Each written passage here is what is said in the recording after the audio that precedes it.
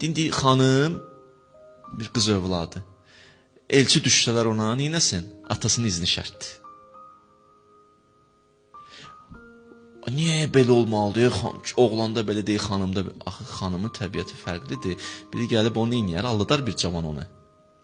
Eşq nəğməsi ilə, məhəbbət nəğməsi ilə onu aldada bilər.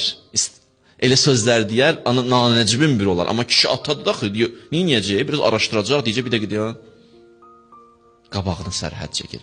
Ona görə dinimizin buyruqları nədir? Harmoniya var. Götürüb dinin bir dənə cümləsini çıxardasan ortaya, bu nə sözdür? Bir ki, dini köklü şəkildə araşdır, gör nə var, nə yoxdur. Adi bir düymədir, belə baxsan xırda bir şey. Amma köynəkdə olanda neynir? Ona yaraşıq verir də, düymə.